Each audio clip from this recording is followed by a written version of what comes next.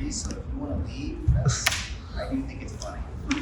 It's very fun that we schedule a meeting to silence me during the Dodgers. Yes, you can. You have a means. Discussion.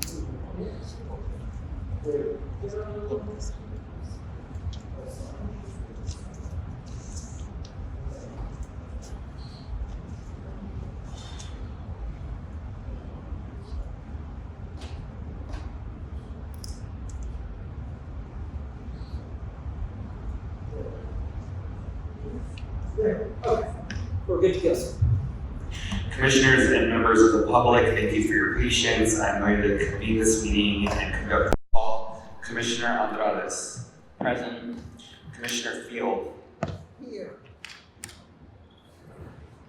Commissioner Fuentes. Commissioners will be reminded to please turn on their mics for those joining us virtually.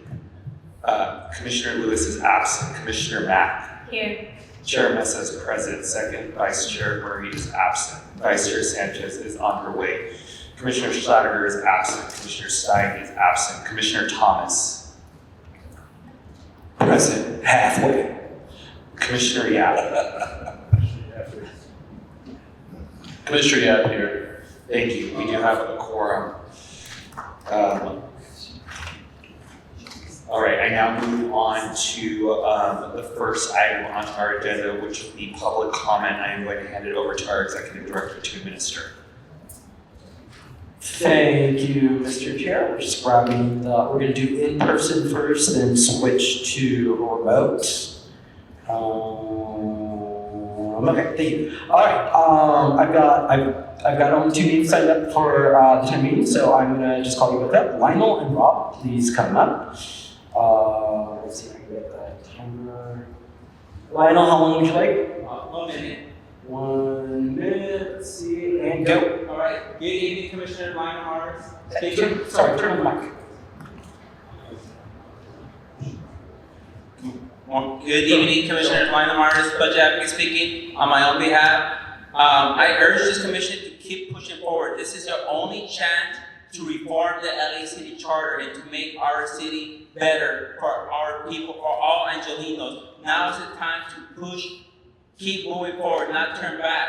Let's make LA great for the people who are depending on all of you to make our government more responsive to the needs of our people, especially marginalized communities that are suffering every single day because of Trump's fascist policies, harming our communities. We must stand up to tyranny. We must defend and protect our democracy from being under attack. And I also support the Rewrite LA and civic assemblies. I think it's a great idea.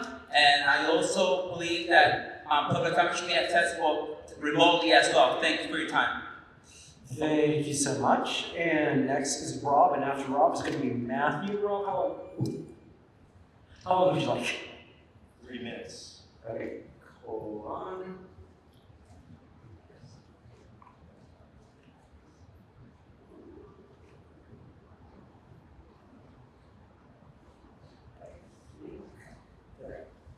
Go. I'll just start by again noting that if anybody wants to break quorum, I completely encourage you to go ahead and do that. We did not get nearly enough time for any of these materials in front of us, and that's just unacceptable and disrespectful to everybody around. I support item 3. That might be the only worthwhile thing that comes out of this whole cursed commission. I'm agnostic on item 1 now. On one hand, I thought it was a mistake to leave this out of the bylaws at the start. And if our council members can accept time limits, then our unelected commissioners shouldn't view themselves as so special. On the other hand, this is really a failure of leadership. This shouldn't be necessary. Most commissions don't need to do this because they have enough respect for each other as a body that it's not necessary. This commission overall is really just looking like Nightmare on Spring Street. 2 committees have not met, even though they were created, like 2 months ago. I didn't really like Commissioner Yap's proposal to change the makeup, but there was a promise to change the makeup, and we still haven't seen that. The committees that have met, we've had nothing more than a revolving door of presentations, requests for more reports back, and temperature checks. We're not doing any deciding, and it seemed like a few weeks ago that got through to you with the press coverage, and I don't know what is going on here. The only deciding that seems to be happening is by the executive director that is just running amok with the budget and deciding everything that's happening here, apparently. Again, these staff reports. Last week we had less than 2 days notice for people to read a 56-page report. This one, we had, 3 hours, 4 hours to read the schedule, the proposed schedule that dramatically changes things. The executive director's report came a half hour before the meeting. 3 weeks ago, we demanded budget transparency. What do we get? We got 5 lines. Not even itemized. In the last executive director's report, we had this plug that, on the 22nd, we're going to have micro grants coming through. When was that actually ever publicized to anybody in the public? Just completely done in the dark. The schedule that's been released, we have no full commission meeting until early December. We punt on everything deliberation-wise. We're getting better government and government structure until January. This is insane. I don't know what is going on here, but we need this full commission weighing in and deciding things. And thank you, Tom. The committee can move forward on things. Thank you. Next is Matthew Hom. Matthew, how long would you like? For general public comment in item number 1, 2 minutes. 2 minutes. Yes. 1 second. Good evening, honorable commissioners. My name is Matthew Hom. I organize with Clergy and Laity United for Economic Justice, CLU, though I'm here today as a passionate resident. I am here to ask you to approach with very strong caution item number 1, and I think it's something that I would oppose. It feels like in this time in which our city is under siege, from the devastating fires, but really from the fascism of the Trump administration, from the devastating and intolerable ICE raids and the victimization of our communities. We have to be able to represent all of our communities very authentically and legitimately. I think especially for a commission in which no one has been elected. So there is not electoral representation. But I think, as you know very well, there is representation of the diversity of our city on this commission. And that's why I think it's important for there to be the process where everyone can really raise points and make discussion in a way that really represents the most marginalized communities, especially Black communities and others in our city. And so I think this is a really unique opportunity you guys have to, that as far as I know, hasn't been done in a long time or forever, to give this input on behalf of the city, on behalf of the people, to the city council, to the mayor. And I suggest that instead of being consumed by this sort of interpersonal drama or this attempt to sort of police each other or regulate each other, that you take accountability as an entire body and really take the work into the depth and the seriousness it deserves, but not to sort of proceed this way, that it might in fact be contrary to the values that I know you all believe in. So thank you so much. Thank you so much. We are now going to move on to a remote public comment. 20 seconds. What now? I'm not sure it needs 20 seconds. I mean, I might have, so I don't know. I will give you the grace to have those 20 seconds. I'll take it, and I'll just say, I don't know what you gotta do, but Commissioner Lewis previously talked about basketball and changing things up. The easiest way to change that with a team is to change the leadership. I don't know whether that's the staff or whether who the chair is, but you do need to talk about that openly. I don't have a position on that, but this is just something that you gotta get together. This idea that you're not talking to Mayor Bass is absurd. We gotta be talking to her. The idea that you don't need to talk to Mayor Bass about the issues with this commission is absurd. You're supposed to be leading this thing. Okie dokie. So we're going to switch over to virtual public comment, have them raise their hand, and we'll call your name and go from there. Our first person is Carolina. How long would you like, Carolina? Can you hear us? May I please have 3 minutes? Okay, stand by. This thing takes a second. Okay. Good afternoon, Commissioners. Carolyn Goodman speaking as an individual. Regarding rules of debate and discussion, whether or not there is a formal bylaws limit to the amount of time Commissioners can speak, we all agree that there is an enormous amount of work to be done and Commissioners are able to deliver impactful ideas in a succinct manner. In any event, it is unacceptable to waste hours discussing amendments to the bylaws. Regarding the revised schedule, I understand and support the need to schedule more meetings. However, I do have a concern that the Commission would only begin providing direction on major topics only a couple of months before they're supposed to be finalizing reforms. Please prioritize a more aggressive full Commission schedule that involves actual decision-making. And when exactly can we expect to see red line charter language? It seems that January would be the optimal time for this. As for the public assembly process, I look forward to seeing how Rewrite LA can increase community engagement in charter reform. Thank you. Alrighty, next up is going to be Nicholas. Nick, can you hear us? Nick? Hi everyone, yes, I can hear you. Can you hear me? Yes, how long would you like, Nick? I'll take 3 minutes. Probably not going to use all of them, but I will speak on agenda item, all 3 agenda items. Okay, go. This commission is not like the commission from 1999. The commission from 1999 essentially had 2 years to do it and a full staff. This one was given 8 months and essentially just a fraction of the staff, a fraction of the ability that the previous one had. So we went into it knowing that any reforms we were likely to get were going to be dramatically more limited in scope. I was personally coming in here thinking we're probably going to get lucky to get 4 or 5 major reforms, major swings at significant areas of the charter. I've come to every single major commission meeting and most of the committee meetings, and I will be here in person at this one within the hour. But that being said, it is disheartening for the first couple of months of the commission to have the majority of the time spent discussing bylaws or the nature of the commission meetings themselves. And I would just like to remind all of you that no one will remember the names of virtually anybody who is here in even 1 year's time.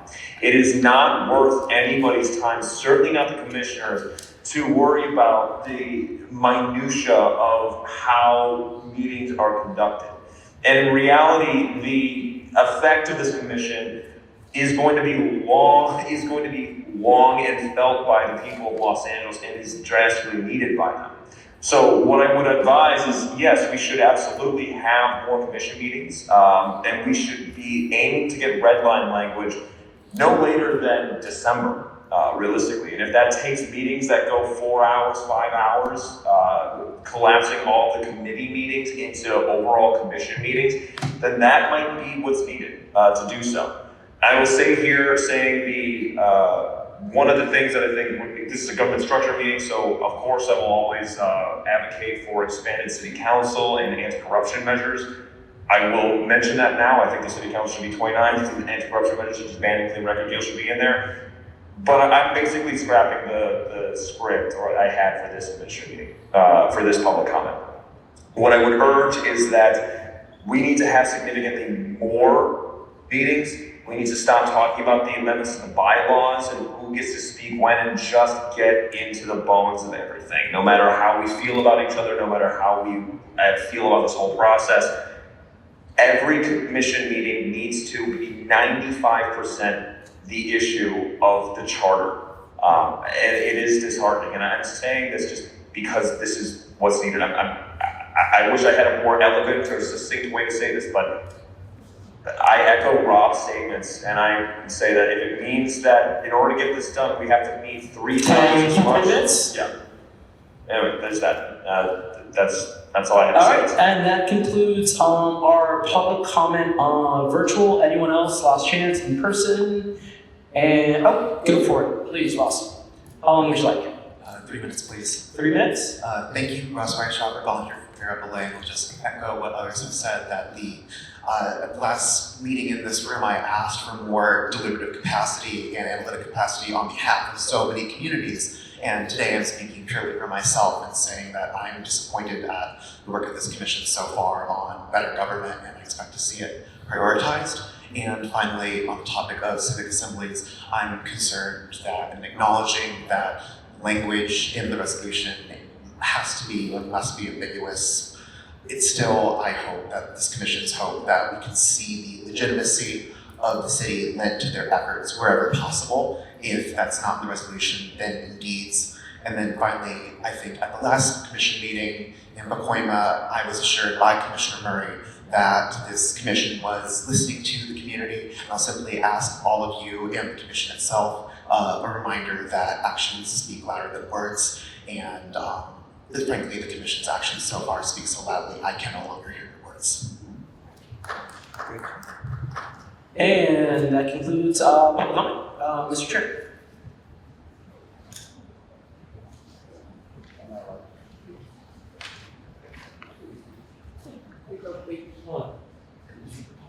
He's there. Yeah, he's there. He's in the corner. All right, thank you, everyone.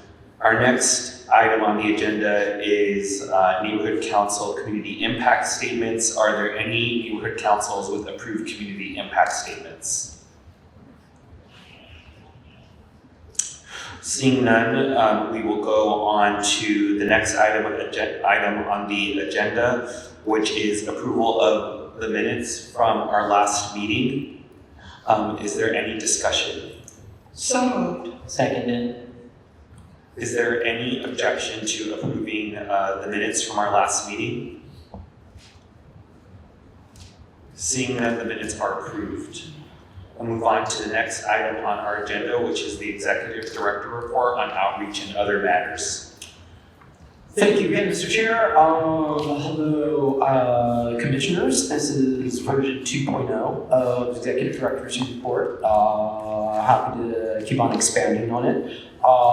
Brief opener just talks about really what we'll be discussing on the agenda here later today about on item 2.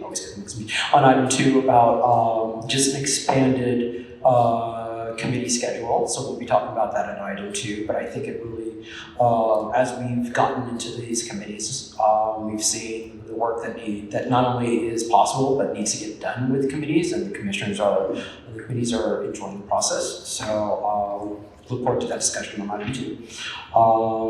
My time's up, okay. And then just some highlights, again, new conferencing camera that we're using at all meetings, including here in room 1010 and at our remote meetings out in the district. Seems to be better quality video and audio, so hopefully that's some improvement for folks who are tuning in virtually. And of course, we had virtual public comment today here at City Hall meetings, and I think we'll be able to implement that very, very, very soon at committee meetings as well. Especially when they're here at City Hall. Again, when they're outside of City Hall, it gets much, much harder, especially because it's uneven and we get to a point where I promise something and might not be able to deliver the day of. And that's like one of my least favorite things to do. More updates on outreach, again, committee meetings and more coming soon. I'm gonna talk a little bit, hold on, I have 2 versions of this. Where's my other version? Here we are. We've got some events coming up, which I'm gonna talk about here a little more, and just want to gauge some interest from commissioners on their participation in some other events. I'll talk about that in a second.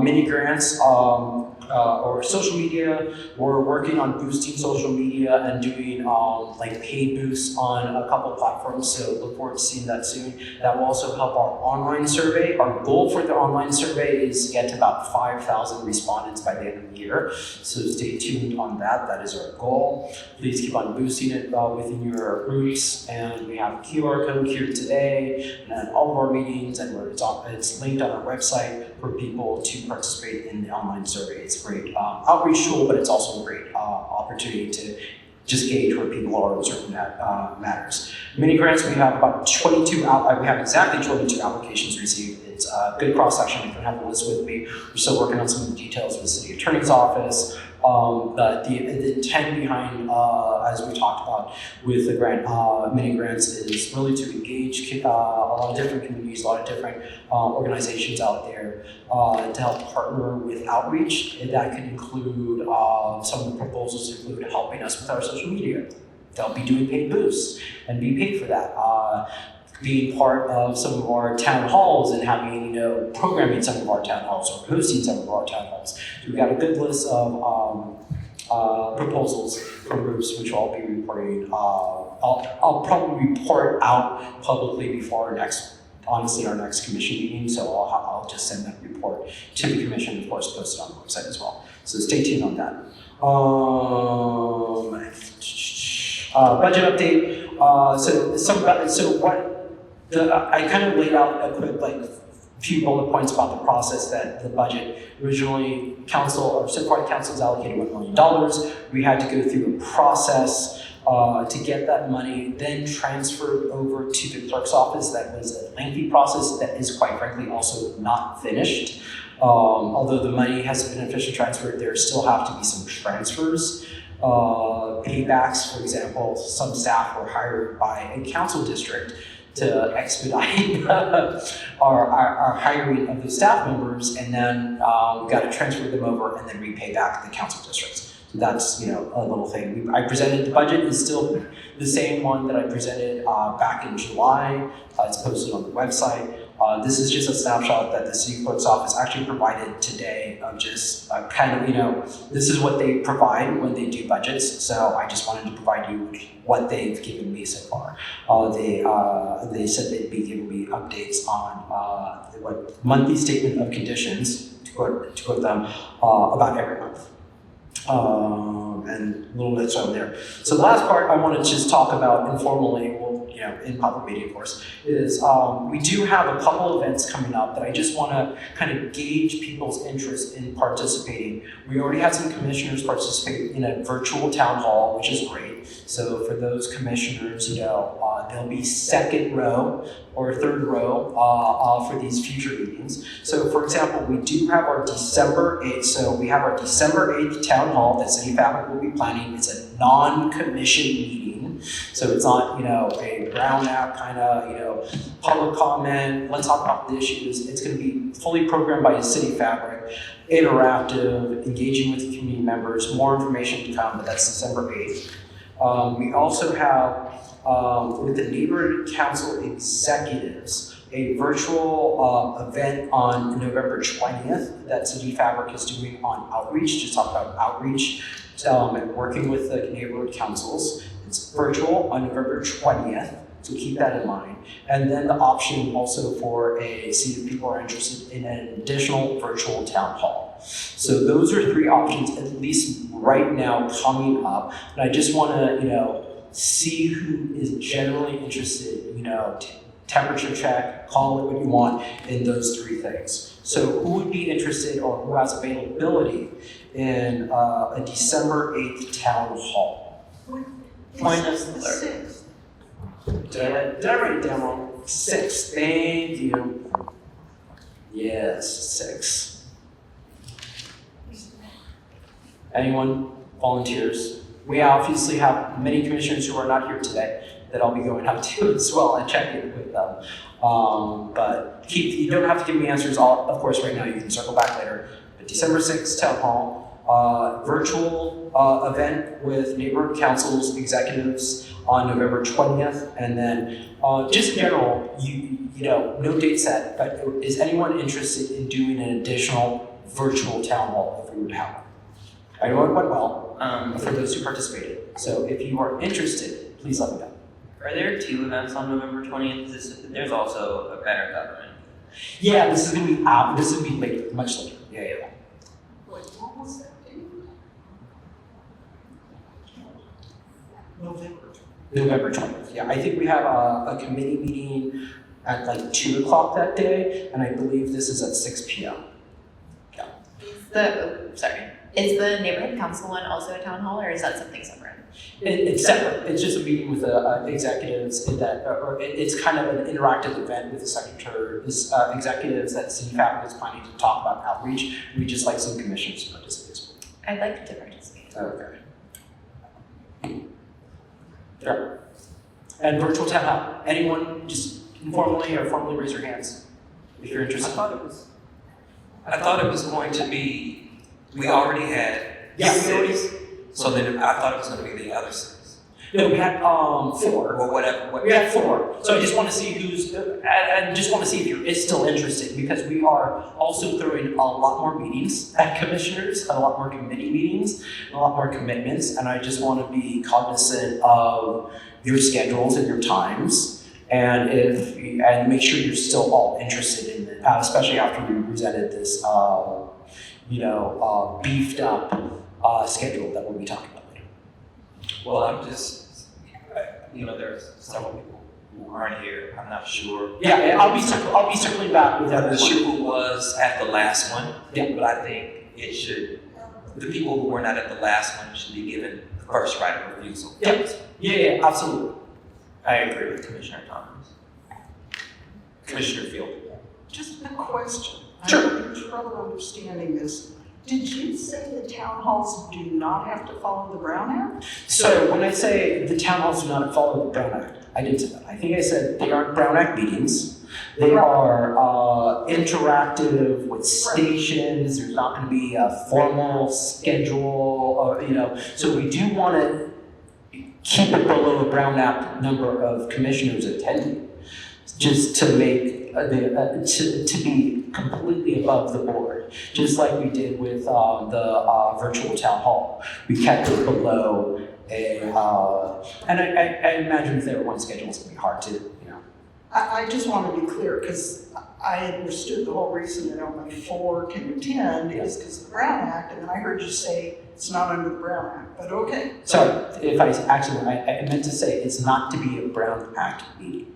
Well, then I'm just curious. So then why can't commissioners tune in and listen? Let's ask the city attorney to go through this one more time. It's an in-person only event, so it's an in-person town hall event.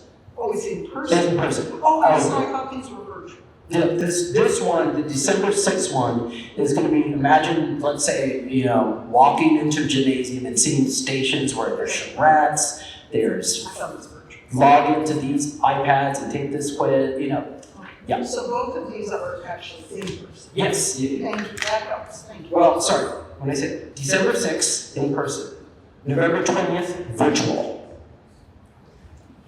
Okay, I guess I'm looking at February 14th too. Sorry, lots coming at me, but I'm just talking about these 3 things right now. Oh, thank you. Okay.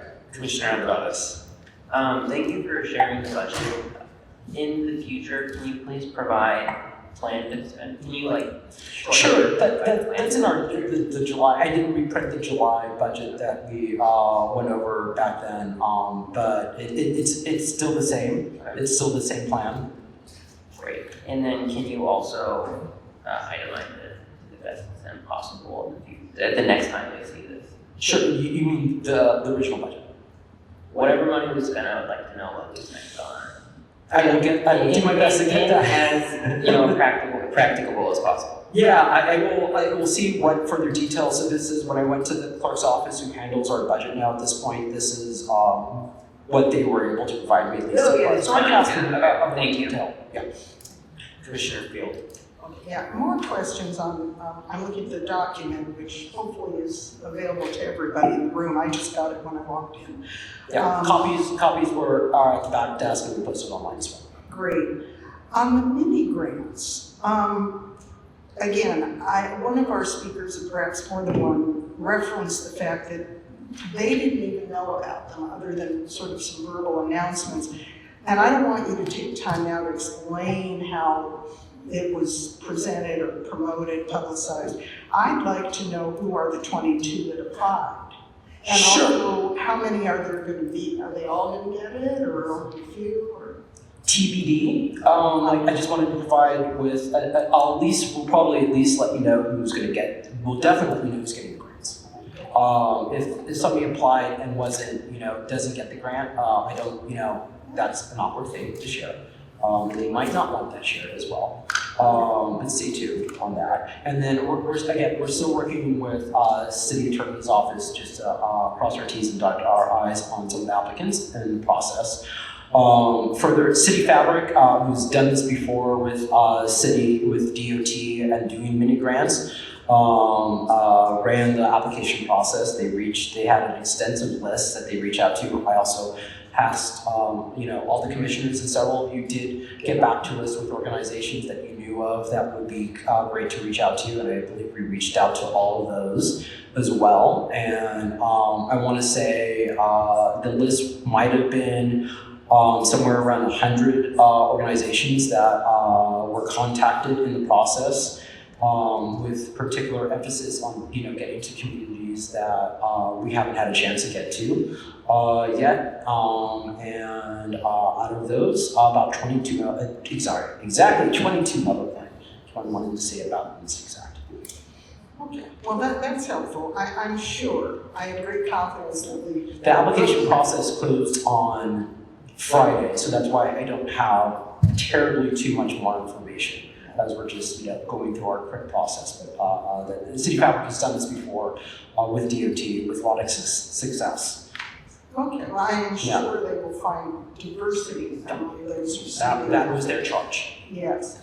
And on the budget, if I may, Chairman Mesa, I don't find this particularly informative, and I know it's given by the city clerk. Oh, the budget. Yeah, feel free to let me know what you all would like to see. This is the first time I'm presenting, this update to you all, and first time I'm really getting it from the city clerk. So I just wanted to provide you with what I got.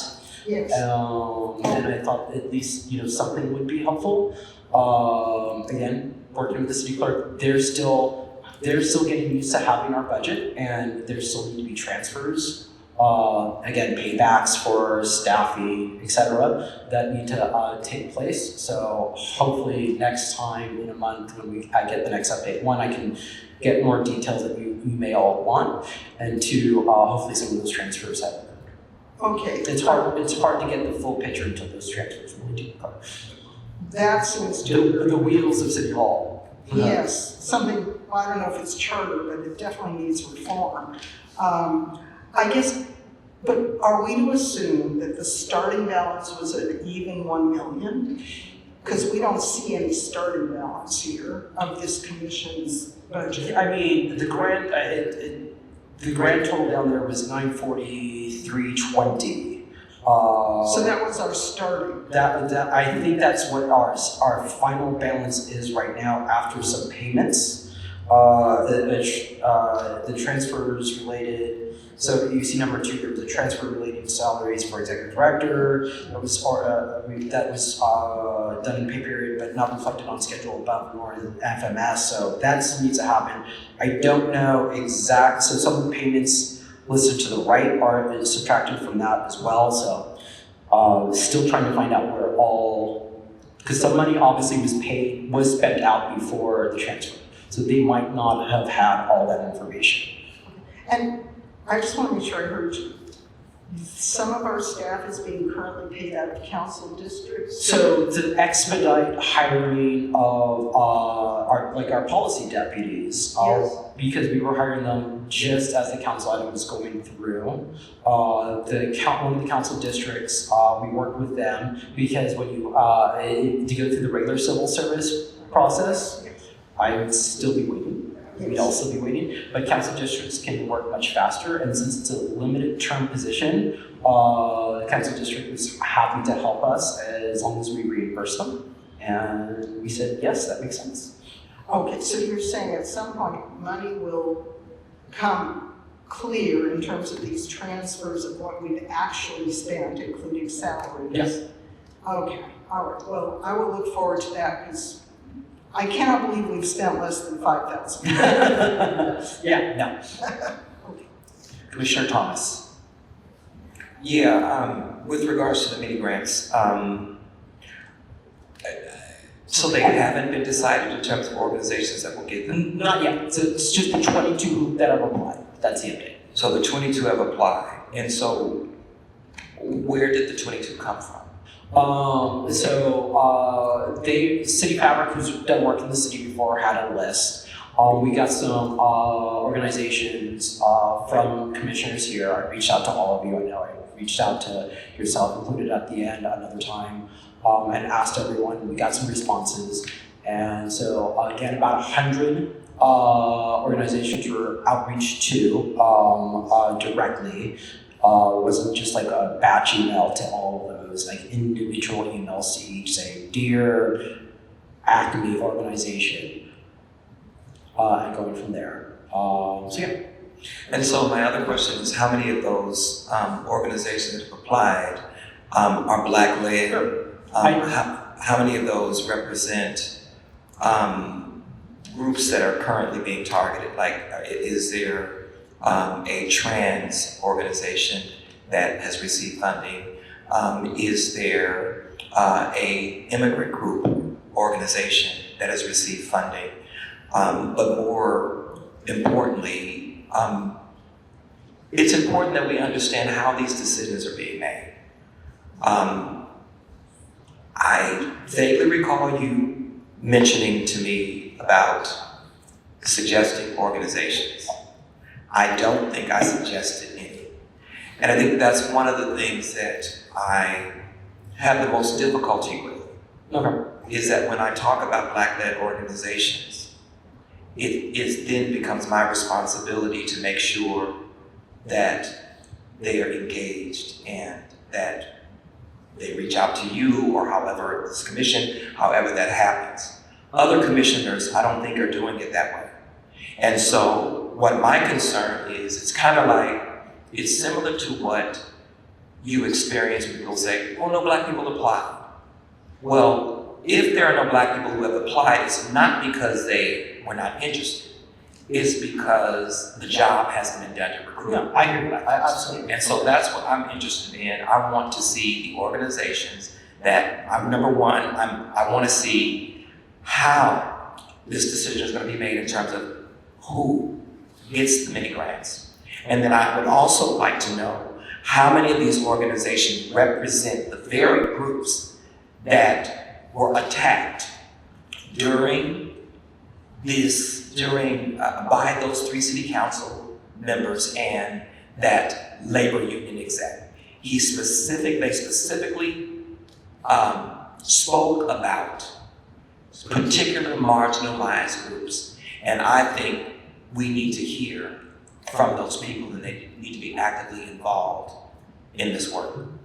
So I'll report back, when we're reporting on who gets them. I'll also give like a good, overview of who applied as well. The specific, I don't have the list in front of me.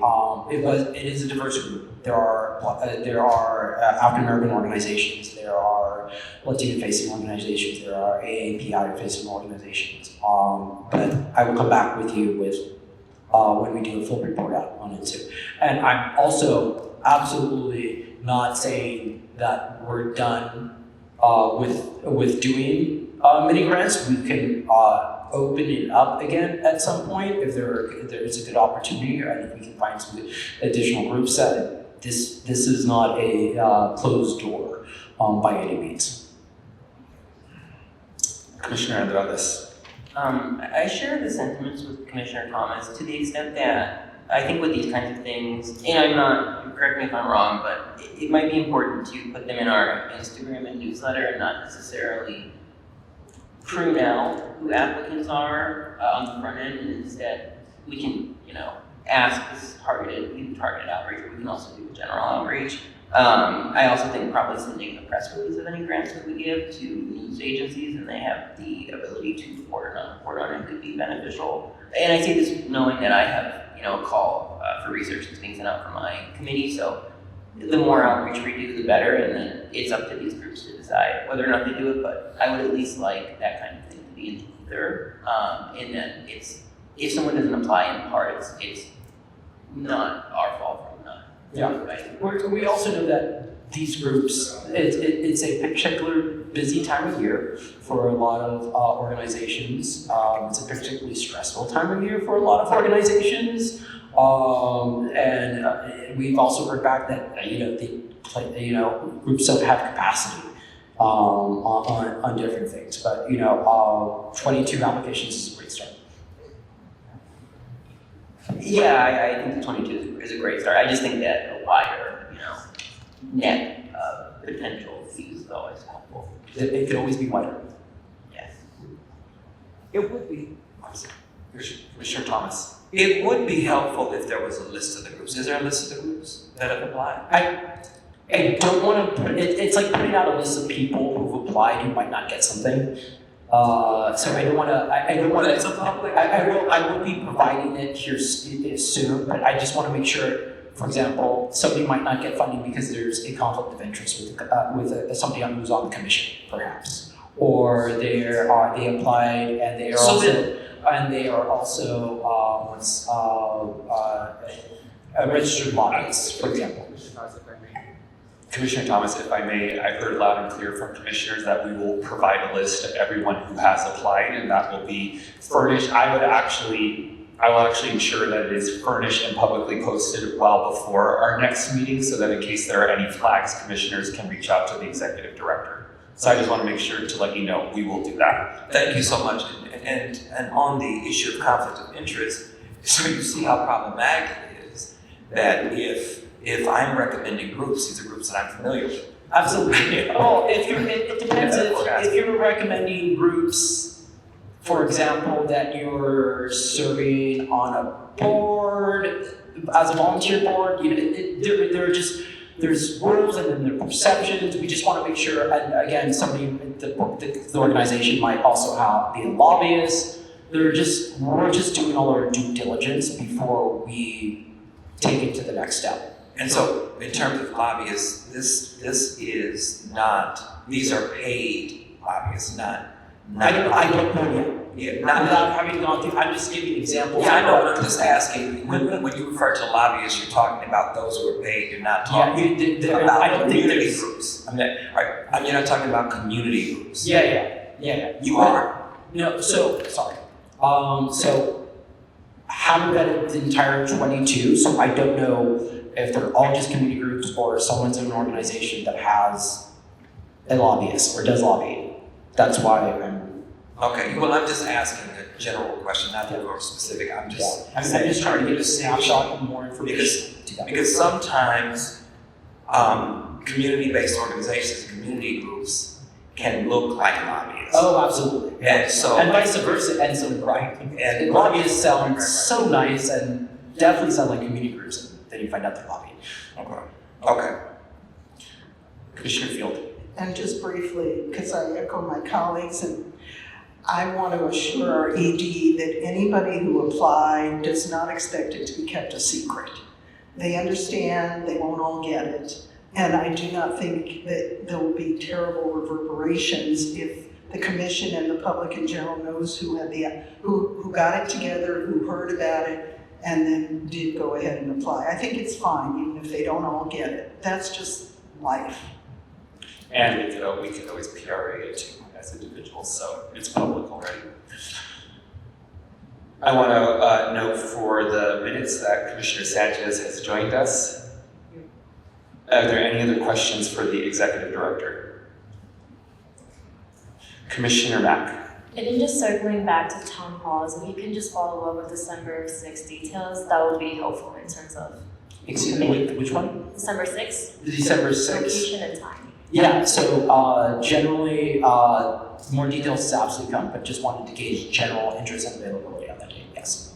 Yeah, I will not keep it a secret, I promise you. Yeah. Commissioners, I just want to, before we close, recap some of the items that I heard as follow-up items. So there's a request for a more itemized budget, and the executive director will see the level of detail that we can get from the city clerk. There will be a report back on the organizations that applied for a mini grant. There will be a report back on organizations that received funding from the mini grant.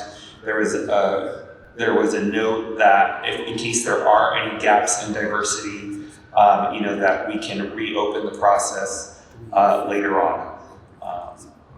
So those are the items that I have. Can I add one? Please, Commissioner Fuentes. Thank you. Okay, so just, I don't know if this came up while I stepped out, but in terms of virtual public comment, it says coming to meetings soon. Can you give, can you give a time frame? Like, is that a month? Is that by the end of the month? Definitely in November. Okay. So in November, we can expect virtual public comment? Yeah. Okay. Not a full. Thank you, commissioners. Thank you, executive director. We now move on to the next item on the agenda, which is item 1, discussion of and possible amendments to the commission's bylaws. Commissioner Field. Sorry. First, again, I'm going to ask for a correction in the spelling of my name.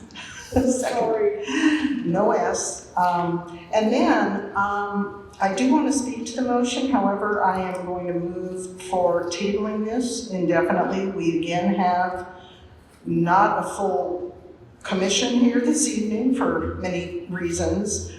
So if there's a second for that, then I would speak to the reasoning. Second.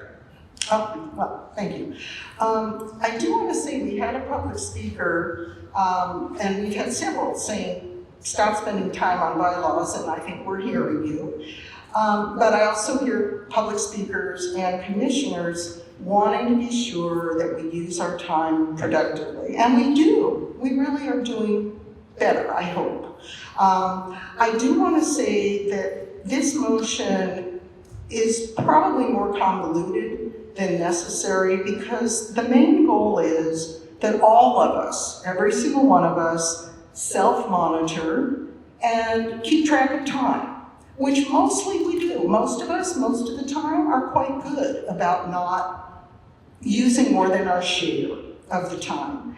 And that's really all it's about. And it is, as we know, the prerogative of our chair. If someone loses track of time, any one of us, to say, please wrap it up, we need to move on. And hopefully that will go smoothly, because I think we all want to be respectful of each other, of our work, our tremendous workload, and our short timeline. And so that's what, the whole concept is to be respectful of each other. And I think we can achieve it. I think our commission has all the capacity to just make sure that we are thinking of everyone when we speak. So having said that, I'm going to stop, and we're not going to, we have a motion on the floor now to table it indefinitely, and I don't know if anyone else wants to discuss the motion. I'm not sure a motion to table, I'm not sure how much discussion. There's discussion. Okay. Commissioner Thomas. I want to say that it is incredible to me that we can be disrespectful and then say we want respect. Number one, if we're going to be honest, and I think we need to be, this was targeted towards me. Period. The end.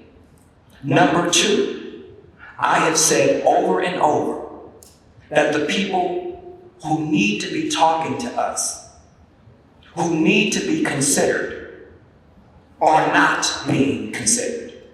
They are not speaking. They are not coming to talk to us. And what is disrespectful to me is the fact that we would have a city commission, a charter reform, brought about by anti-blackness, racism, transphobia, homophobia, and a whole lot of other things. and we would not consider that our work with this charter, that we have people who are literally under attack, and we don't have time. I keep hearing about our work. What exactly is our work? Because I'd like to know. If our work is listening to the community, that ain't work to me. That's what we ought to be doing. So I keep hearing about this incredible workload. Now I know we all come from different backgrounds, but at the end of the day, making recommendations based upon what the people are saying, that ain't work to me. That's not work to me, because that's what I do every day. We have had very intelligent people present to us. We have even asked them to propose recommendations for us. And I just have to say this. The genie is out of the bottle. I do not see this work and this particular body as a body that cares about Black people. I don't. And I'm not saying that that is something that someone has done intentionally. I've been sounding the alarm, and it's been ignored. And I've been treated as if I was, and this is a quote, filibustering. I'm a political science professor. I don't really understand that term. How do you filibuster something and you're not an elected official? No, I'm telling you what the people want, how the people feel, and you believe that it is off topic because you don't know what the people want. You're disconnected from the people. And so you can pull it, you can vote on it, you can do whatever you want to do with it. I will sit in no position where I cannot advocate for the least of these. That is my call, that is my duty, and I don't care if you don't like it. And if you can hear from the sound of my voice that I am very irritated with the fact that I would just rather it just be said, well, James, you talk too much, and, we just stop talking. I would appreciate that more than something, and I won't say someone, because I don't think it's an individual thing. No, I don't. I don't think it's an individual thing. I think it is simply another example of white liberalism not understanding how Black people feel. That's what it is. It has nothing to do with me in terms of minutes and amount of time, and y'all can say that I'm filibustering, I'm speaking too long or whatever. It's probably going to be another 20 minutes. Justin, it's probably going to be another 20 minutes. When I start seeing the people who represent this community coming in here speaking to us about issues that are important to this community, I won't say a word. And I've said that from the very beginning. It's not lost on me that there are Black groups that are going to be presenting to us. Why are they last? Why are the last groups to present?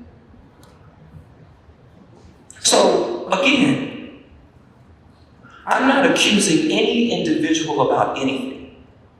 But what I am saying, and I've said this over and over, what is the vision? What is the purpose of the work that we are doing? If we are in direct response to the racist and anti-Black comments and the bigotry that we heard espoused by those four people, why is that not a part of our work? How do we stop that? And that's all I've been saying. And I'm going to continue to say it. And if anybody wants that to change, if you don't want me to say anything, then get the people in here who speaks for the people. Get the community who's in here that are out here organizing in the street, that are feeling the brunt of the pushback. We had one today. Matthew, we had one today. With that, I'm done. But it's important that you know that the damage has already been done. It's already been done. My takeaway from this is that to silence me, because that's how I see it, and nobody can tell me how to perceive it. And there are many conversations that have taken place which justify what I'm saying. A different strategy for me in terms of getting the voices of the most vulnerable heard. If I know who these organizations are, how do you work for the city and you don't? We haven't talked about the unhoused. I think it was Pete White's organization, LA Can, that gave Mayor Bass a recommendation for what to do with the unhoused. We're talking about the expansion of city council and that's fine. And disciplining city council members. That's fine. But what does that mean for the most vulnerable? If we pass these recommendations, are any more people going to be housed?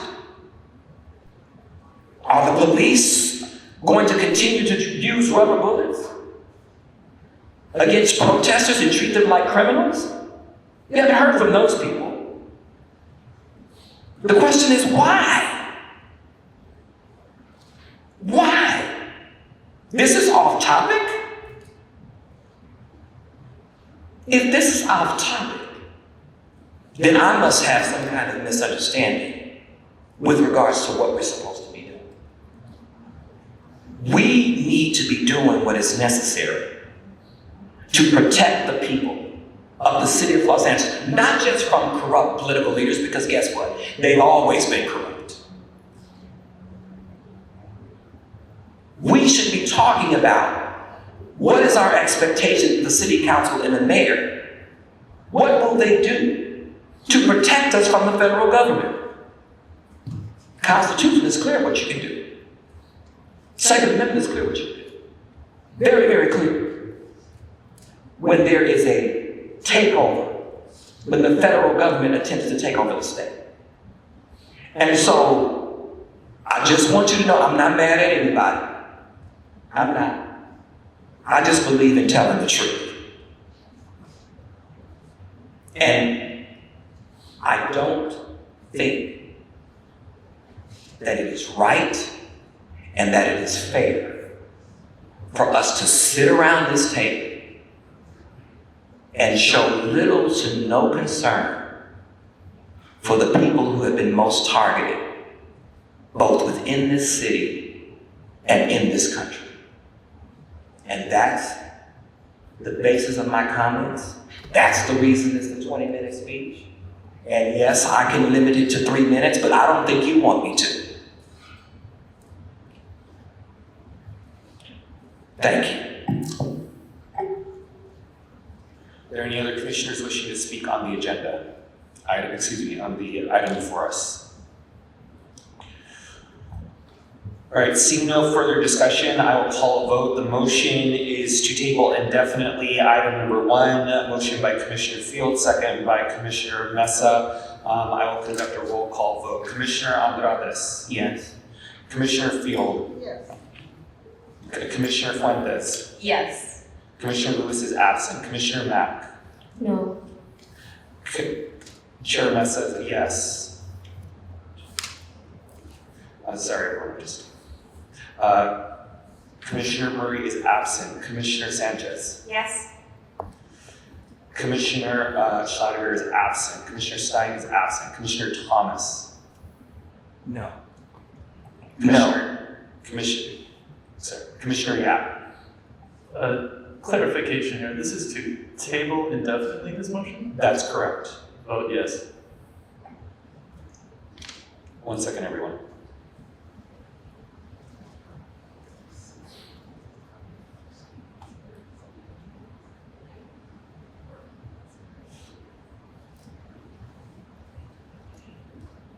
Motion fails.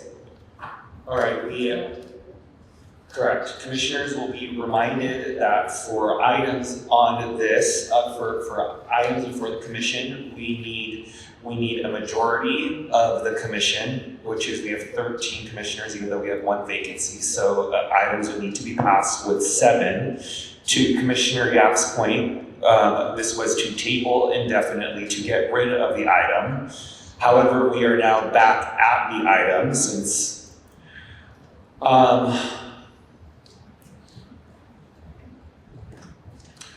okay, I will make a motion to vote. I'll make a motion to vote no. To vote no. The motion that I would like to make is to vote no on item number 1. Is there a second?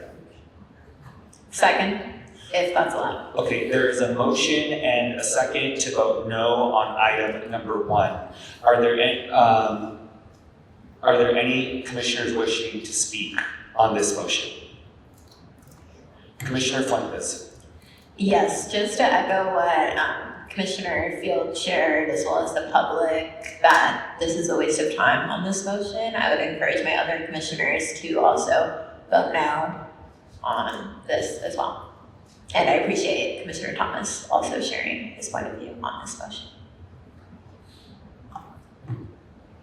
Can you clarify to vote yes or voting no? Yes, so Vote yes on the new motion, which is no. I will reiterate the motion before calling for a vote. Are there any other commissioners wishing to speak on this motion? Commissioner Mack.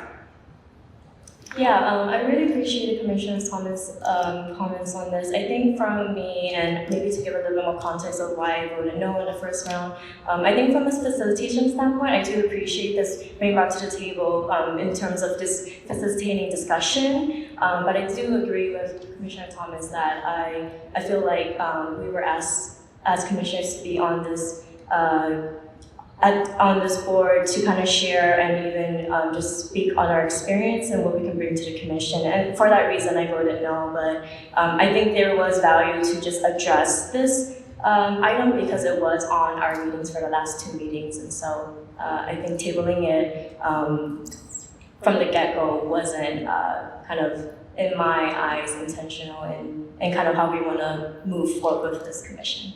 But I appreciate everyone's comments. Commissioner Field. Yes, and I'm personally not invested in the motion, I'm invested in the result. And I will say, Chairman Mesa, whether there's a motion or not, I strongly request that you use the power of the chair and make sure that all of us are mindful of each other and everyone else's time. That's all. Commissioner Thomas.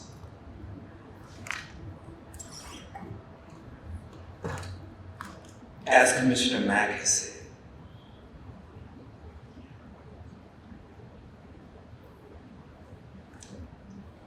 number 1, the city and most organizations use Robert's Rules of Order. My question is, do you know who he was? He was a racist. And Robert's Rules of Order are used to squash dissent. Not to bring order, to squash dissent. And the only time that Robert's rules are used is when there's dissent. When somebody is doing something that folks don't like. And so they go to the rule book, they go to the bylaws, and they weaponize them against people who are just as interested in moving the city forward or the organization forward as they are. And so what makes more sense is there would be community rules that we would decide how it is we want to relate to each other, how it is we want to talk to each other. And that wouldn't be a bad idea to do a similar thing for city council. To me, it is appalling that a racist person who came up with a strategy to squash dissent is leading all of our meetings. All of them. And all that it does is brings division. Any one of you could have called me personally before you came up with this motion. Because it is about me. And everybody who has attended these meetings know what it is. So we just need to stop saying that, look, that's not. It's okay. You wouldn't be the first to try to silence me. And if you'd asked somebody, you found out you can't. But you could have contacted me. You could have called me and said, James, Commissioner Thomas, I value what you say. I want to bring Black people and marginalized people here to present to us. But the preacher stuff, come on, man. I would not have been offended by that. That would not have bothered me. But then to not do that is very problematic. And so I don't want to beat a dead horse. But what I'm arguing for, we need to be better than city council. Not mimic them. We are not elected officials. We shouldn't be fighting each other and bickering over rules. And so I've spent enough time on this. I am going to vote. I will reiterate the vote after. I think so. No. Are you? Yeah. Okay. There's no Well, I thought he said it was vote. There is. I'll reiterate the motion, but Commissioner Andrés. Will the chair entertain a friendly amendment? I believe the correct phrasing is a motion to strike, not to vote no. I don't think we should legally motion to vote no, but I would like the attorney to. Can you repeat that? Yeah, is the correct language, as per Robert's Rules of Order, is it to strike this instead of to vote no? I was going to withdraw much. I thought that would be simpler than going through all this. I believe the motion was to vote against the proposed change. So that's just to call the the question. motion was to vote against the change. So a yes vote would be to reject the proposed methods. Okay.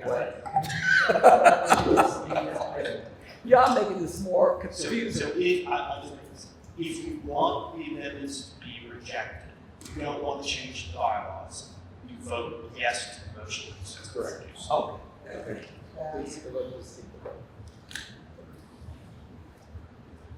Are there any other commissioners? Commissioner Field. I want to say to my colleague, I was assured that there had been outreach to you, and perhaps it was my fault that I did not do it myself. But before I brought this, I was told that you spoke to several people, and that, if I may say, you reiterated the need you feel to speak sometimes at great length. And maybe the conversation wasn't well presented to you, and not acknowledging the importance of what you have and continue to say around the issue of representation. I would just say to you, let's work together. Commissioner Thomas. I just want to say, the person who talked to me, there was a person who talked to me. There was a person who talked to me, 2 people talked to me. You talked to me, which appalled me, but I like you, so it's okay. You did. You were the one that talked about the 20 minutes and the filibuster. I used to investigate police officers, so I know how to get information. I know how to remember it too. The other person was another commissioner. But the issue is that Justin did not propose the motion. The other commissioner did not agree with the motion and feels exactly the way I felt about it. So that's not what I'm talking about. I'm saying, in the same way that you sent me that email, and I responded to you, I just want it to be clear. We all make mistakes, none of us are perfect. But I'm not crazy. And I know exactly that was singling me out. That's what it was doing. And so I'm done with the conversation. I love all of y'all, I'm called to do that. But I'm going to tell you the truth. So thank you, I appreciate what you've said.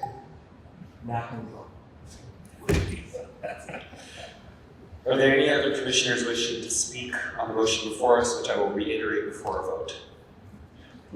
Seeing no further discussion, the motion is to vote no on item number 1, which would mean that there are no changes to the bylaws. So if we do not want to change the bylaws, we vote yes. Thank you. All right. I will remind the commissioners that in order for the motion to pass, we do need 7 votes in the affirmative.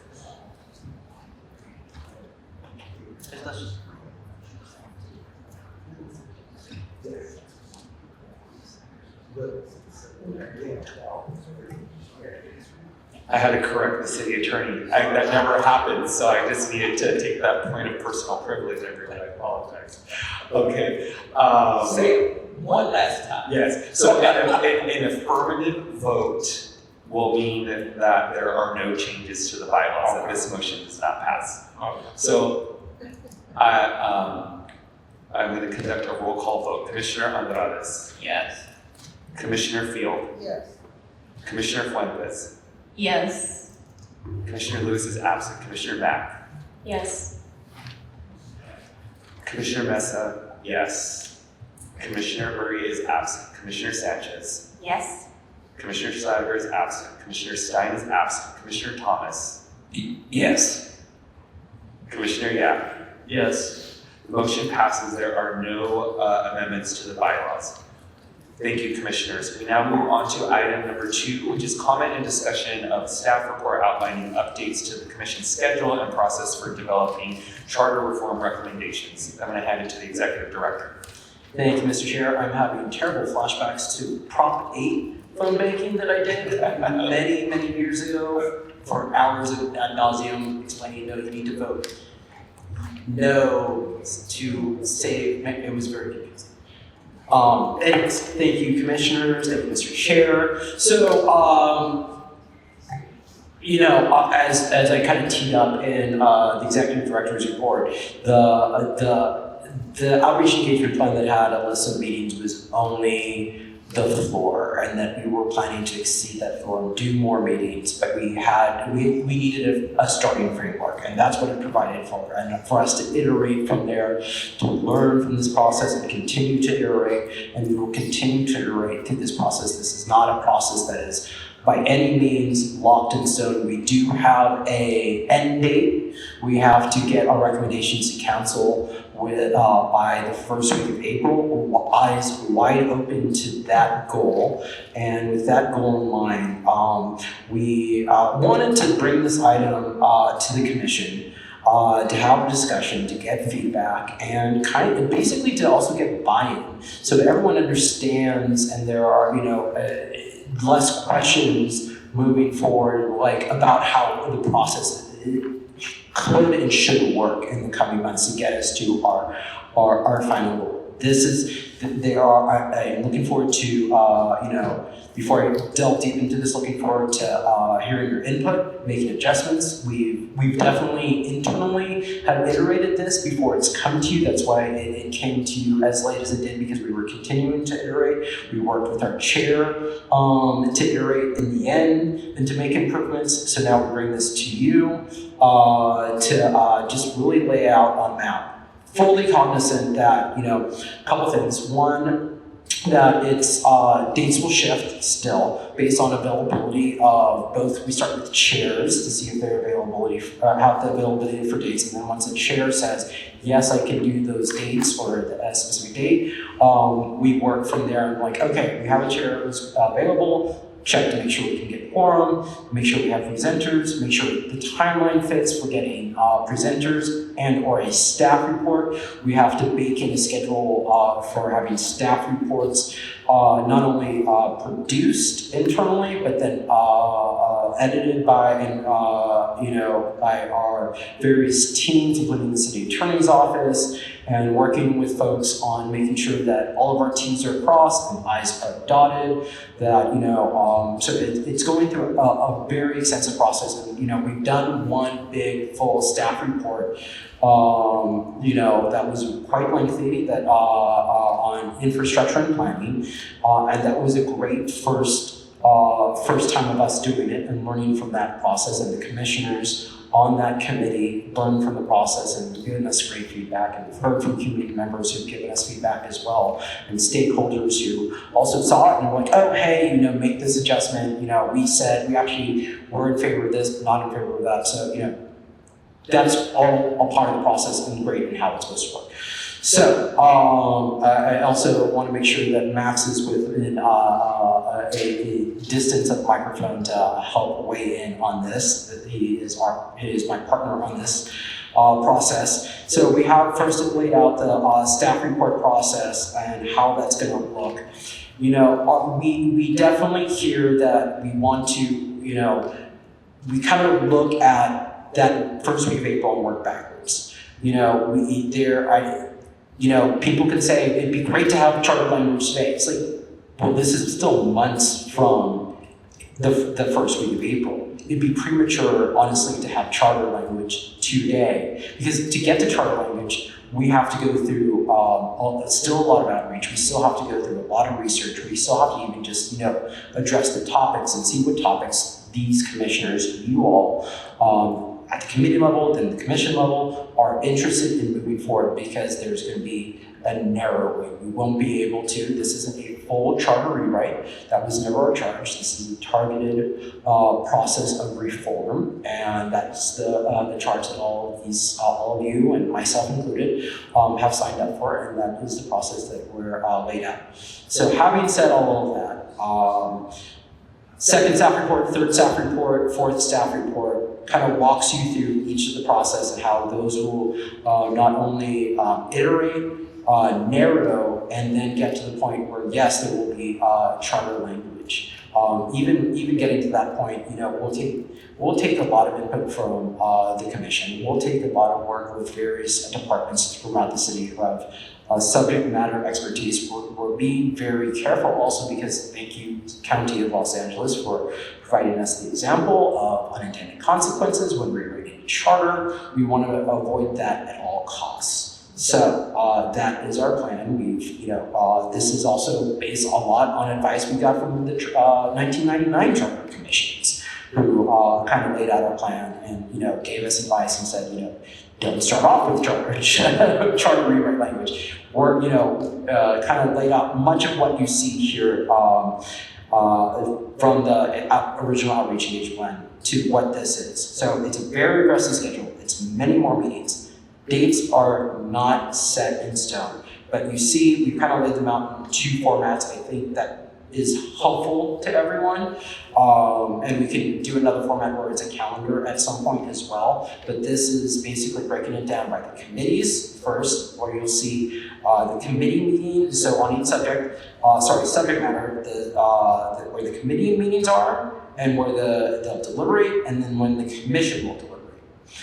With those dates maybe shifting by a day or two based on calendars and schedules, but that's the order. So for example, planning and infrastructure, October 22nd, there's a committee meeting where they have a staff report. We look forward to them deliberating further on that staff report at a future meeting, most likely November 8th. Based on that, we'll move stuff to the commission to deliberate.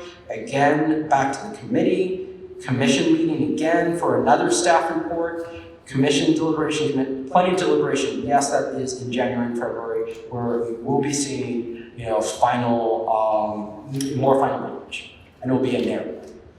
So copy paste similar structures for the 4 subject areas. And then final meetings you'll see at the end, March 7th, March 21st, for, there's room there, obviously, for more meetings, and even some of these deliberations, let's say on the page with Better Government, for example, February 4th, the commission deliberates in full and has made their decisions, and there's no need for February 12th. That's great also. Or they say, on the other example, on February 12th, we need one more meeting. We'll work to find that. We'll work that, make that happen as well. So so there's still room to add and subtract just based on where we're at and everything. It is still very flexible and open to final meetings there. And then again, just basically the last 2 pages are just kind of laying it out in a different format, just so you can kind of visualize the dates and everything. So Max, did I miss anything? He's shaking his head no. Okay, so want to have the discussion, want to have this kind of, we've been talking about temperature checks, gut checks, how this deliberation on this, make sure everyone kind of is giving us the feedback so we can get to a place where we're moving forward. Again, this could iterate again and we'll bring it back to everyone, and dates are flexible. I think that's all I need to say.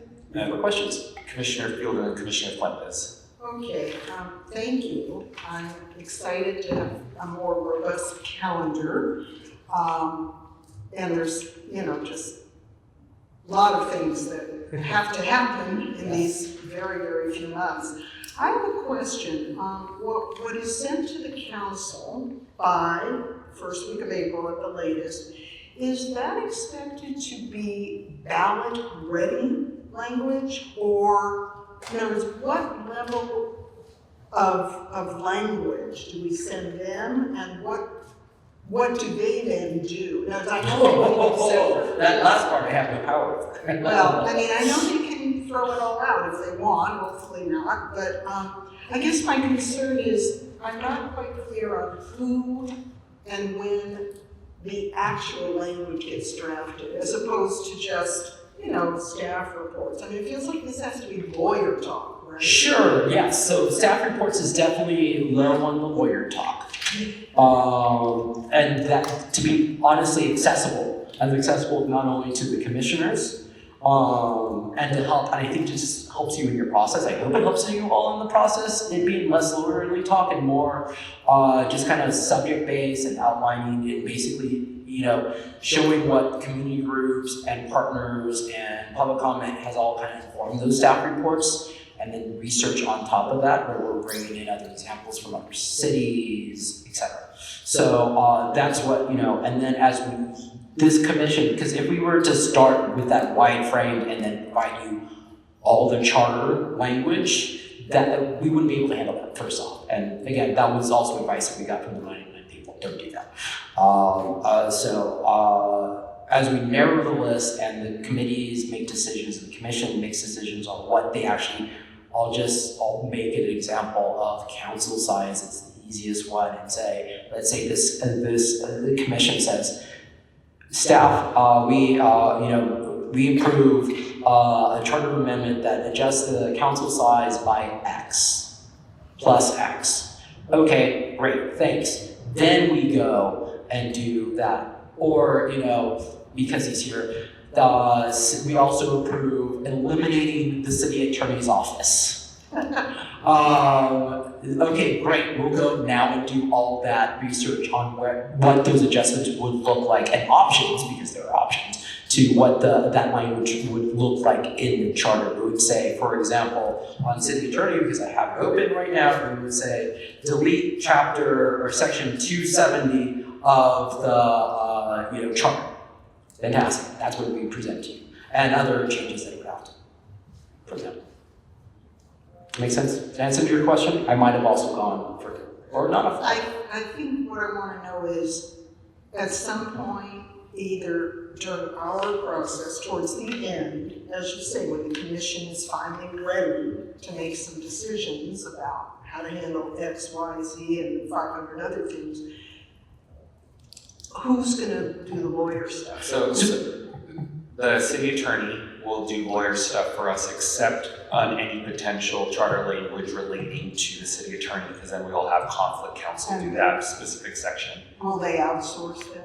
No, there's already, We have an internal process also that the city already uses. the city already has. Like we'll be working with and everyone, so like, for example. But here's the important part for everyone, for the commission and the public to know is, in our final report, there will of course be like a narrative section, but there will be the specific legal charter language changes that we will all vote on before it gets there. And then to the last part of your question, Commissioner Field, is the council will decide what to do with it at that point. Thank you, that's super helpful. I had Commissioner Fuentes, Sanchez, and then Thomas. Commissioner Fuentes. I'm good, my question was answered. Thank you. Commissioner Sanchez. Similar, thank you to Commissioner Field. However, I did want to ask, is there a scenario that once it goes to the council that it comes back to this body?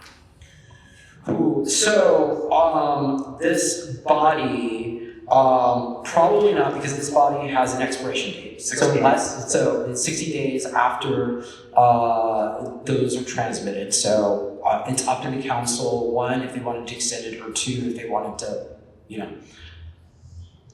it's a maybe. Okay. I think that's fair, I appreciate that. I also want to thank you for your thoughtful, intentional work on this calendar. It gives me a little bit of PTSD, but thank you. I'm so sorry. Commissioner Thomas. So, if I'm understanding this correctly. Yeah. If we say that we want certain reforms, then that is when you go to work. Research. We've been working since. We've been already working, but yes. But I'm absolutely. Because I think when we talk about the process, and I think even in terms of the community being a little frustrated with feeling that the process is lagging, is, there are some things that I think we've already discussed.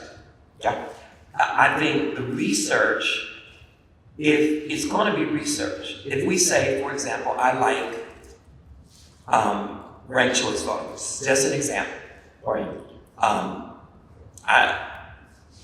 then if we say that that's one of the reforms that I'd like to see, then you would come back, you would go to work, doing the research on what that could look like.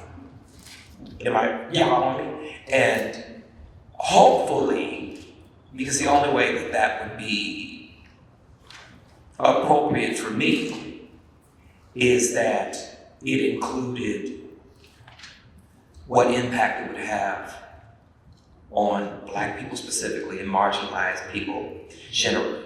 And so, I think that needs to be a part of the analysis. And I say that because ranked choice voting in Northern California did not work. There was an African American man who ran and won because of the algorithm. He did not get seated, they seated a white guy. He then, when they figured out what had happened, he had to actually file a lawsuit to be seated in the position that he had already won. And I think those kinds of scenarios need to be considered. I've not heard anything, and so that's what, if I'm hearing you correctly, that those would be the kind, that would be the kind of research that you would be bringing and that you would bring back. And so if after you have done your research, like say for example, you find out that ranked choice voting is going to hurt African Americans in this city, then our agreeing to it doesn't mean that we can. No, absolutely, that's a great question. I know where you're going with this. So we come back with language, or we come back with research and language, and you're just like, oh boy, no. Or again, back to the council size, X, and you're just like, you came back with X, and X is not right. Let's look at X plus 1. Let's look at X plus 2. Nothing. So in this process, the final decisions don't happen until March. Okay. And I do see potential and likelihood, and I'm mentally and physically prepared for committees to make decisions that can and will be adjusted by the full commission, and the commission to make decisions that can and will be adjusted later by the commission as more research, and also giving time for the community to react and to adjust. And let's say, this commission, again, X on city council members, and they commit, we have 100 people show up, are you people insane? What are you doing? And commissioners might want to take that into account and be like, okay, let's have a discussion about this. So again, people could say we're going too slow, but then if we were going faster, we'd hear we're going too fast at the same time.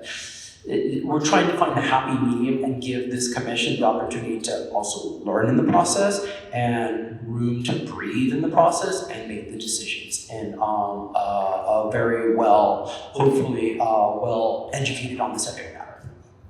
So, and especially when you have those slides, when you have those questions, and what we've done at the committees so far is committees have said, on these subjects, we want report backs, we want more information, we want examples. What we haven't gotten to really, all of the committees yet, but I imagine all the committees will be doing that. They want report backs, want examples, want more information, and that's our job. I have Commissioner Yap and then Commissioner Field. Thank you. I have a question about the way it seems sort of interim checks as the committees do their work would work with the commission, and I want to make sure that I'm at least following this correctly. Just take planning and infrastructure, for example. So there'll be the staff report 2, and that's presented to the committee, which is available publicly then in the materials. Yep. And the commission would then hear on a more interim basis what the committee has been deliberating about on the December 4th session of the commission.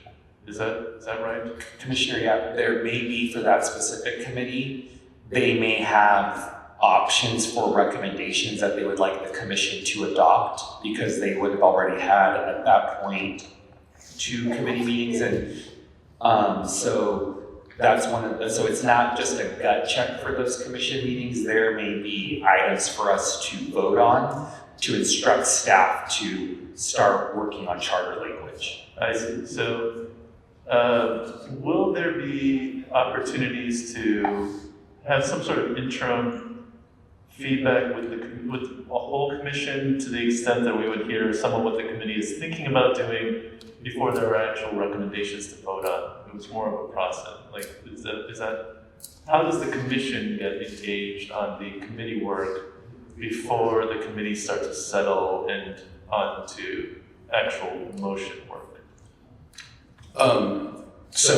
Max Podemsky, Deputy Director.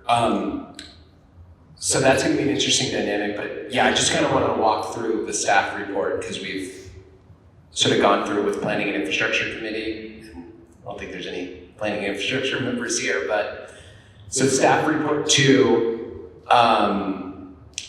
basically we took all of the recommendations from presentations, from letters on the council file, and then from council motions, and we created a menu of reforms for each topic.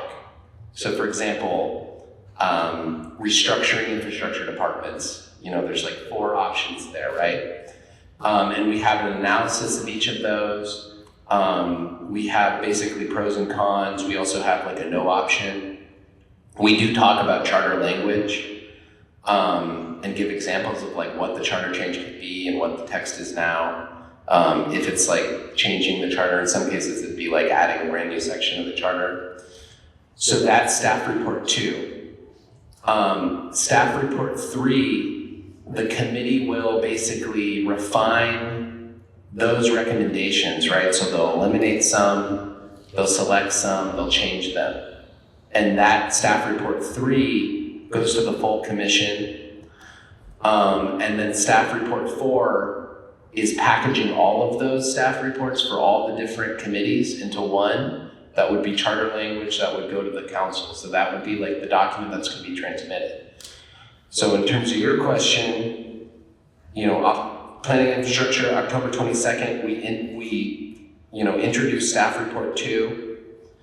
They're going to have a deliberative meeting on November 18th, and the goal for that is to kind of go through it and eliminate some, right, that we don't want to deal with because there's a lot of them there. And we can't deal with all of them, so some of them, might just be non-starters. But then that December 4th, that's kind of the check-in with the full commission. So encourage the whole commission should be reading all of these staff reports and listening to the meetings and be familiar with the conversation, because at that full commission meeting, that's kind of like a time to weigh in, right? So you're like, it's important for me to have option B3 in here. Because basically, you're gonna have staff report 3. Let me just pause real quick. So Commissioner Yap, and using this example, and the construct is the same for all the other committees, the committee members will present on what they have been working on and what recommendations they're putting forward to the commission. At that meeting, that's when commissioners would say, whether it's individually, or commissioners will say, well, I think you should have went with this option because of X, Y, and Z reason. Can you tell us why you went with this option? And for commissioners to say, okay, I still disagree, or okay, it makes sense now. And then they go back into the committee knowing where the full commission is at, so that they can take that feedback and implement it into their refinement. So those first commission deliberations after the staff 2 report is going to be that opportunity for each of the committees, for us to weigh in as a full commission. Okay, so that's Commissioner Yap here again. That sounds like the December 4th, just use the dates to keep them clear. October 22nd is the staff report 2 on the planning and infrastructure. They'll deliberate again on the 18th of November. But then the whole commission will hear from the committee on December 4th, but it would be, I don't want to call it a check-in exactly, but it's something that will hear the direction that the planning and infrastructure committee is going. Correct. And there will be a strong possibility of formal votes, potentially instructing the committees to do certain things. Okay, all right. Okay, thank you. Commissioner Field. Okay, thank you. And I want to acknowledge the cry for votes, the cry for action. I'm hoping we're getting closer. I have a question, and let me just say, I think we all realize that when we send whatever we send to the council on time, I'm sure we all agree with that goal, they're going to have all their personal political perspectives that they bring to the document. And I'm pretty sure that at some point, somebody, I don't think it's us, but I'm asking, or the council, someone's going to commission a poll so that there's a sense of what the public, the voters, will or won't go for. I know in the past that's a typical practice before they put charter reform on the ballot. Or bonds, whatever, all that kind of voter approval type of thing. So is any of that polling part of our work, or does that come in once we send things and the council begins to determine what they are willing and feel is appropriate to put on the ballot. Well, I guess stepping back for a minute, so we understand the calls for urgency, but one of the reasons why we're spacing stuff out is, for example, that report to Planning and Infrastructure Committee was 56 pages long. You know, all of those proposals have implications for things. So we're trying to space these out so the community and, you know, the people within the city can sort of like socialize those recommendations and become aware of them, and different groups will have the ability to mobilize around them. But yes, we are working for city, you know, not sure if we want to elaborate just, but, you know, City Fabric's doing a survey on some of these issues. And yeah, But to that point, it's not within the plan of the commission to do any formal polling, and We could. we could. We could partner with someone. There are academic organizations, there are groups that are making polling, there are a lot of options, and we are allowed to do use city funding for polling prior to a ballot measure actually being solidified. So for example, you know, before council actually votes on, let's say, council number again, once they make that vote to send that to the voters, we can't use city dollars for polling on something. You can before it. Well, that's very helpful. I do want to say, with due respect to outreach and town halls and surveys, I don't believe that we are reaching the electorate, and I don't think we're doing anything that is representative of who ends up voting in November of 2026. And that's the kind of polling I'm talking about. It's like, you know, those special kind of samples where it's a little bit of this and a little bit of that. I'm a firm believer in polling, absolutely. Yeah. And I guess I'm hearing that theoretically we could have some of our budget for that, but timeline-wise, maybe. Timeline-wise, still possible. Yeah, absolutely. Having done this in the city of Long Beach, yes. Commissioner Andrade and then Commissioner Thomas. I just want to co-sign what Commissioner Field said. I love our advocates that come, but research shows that the people who even sign the surveys that are out in the field will not be representative of the electorate at all. So I think it's probably good to have empirical polling as well as focus groups, because there are some controversial issues that all communities are talking about, and those are two very disparate. I think I've talked about polling from day one. Yes, you have, yes. So I'm co-signing the support for adding polling to your mission here, Justin. Commissioner Thomas. And so what is our, because I keep hearing, well, you know, we're gonna make these recommendations and then city council is going to decide whether or not they're going to adopt it. I don't work like that. If I'm working on recommendations and it's representative of the people, city council is going to adopt it. But that takes strategy, that takes mobilization. And if our work is not connected to community, we can kiss that goodbye. We were told that clergy play a major role played a major role in when this was done before, in terms of getting the word out. And I think we need to talk about strategy. Don't want to beat a dead horse, but I know a lot of clergy in this town. And I'll just leave that alone. I'll leave it alone. But I know a lot of clergy in this town. And if we're going to work with clergy, you met one of them. If you're going to work with clergy, if they're going to be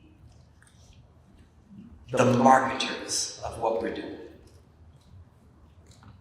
and they very easily could be. They have a captive audience every Sunday, every Saturday, every Friday. And these people are registered to vote. And So I think instead of us having the attitude of, we're gonna do this work, we're gonna hear from the people, and then city council is gonna do what they always do. I think we need to talk some. There needs to be something on here that talks about strategy. Strategy to push it forward, but strategy if they don't. Absolutely. Happy to talk strategy, of course, with you anytime. This is mainly just a schedule and timeline. I think there's room. There's plenty of room. Again, the methodical process that both Max and I have outlined gives room for breathing room for us to socialize these topic areas and make sure, again, the charge for vote, yes, there will be votes, but like then if we vote too soon, people are like, why are you voting too soon? We haven't heard about it. So, we're not here to make everyone happy. I know that. We're here to do the work that was charged to us with April deadline and making sure that I want to make sure, that's why we're bringing this to you, that you all feel comfortable and not rushed.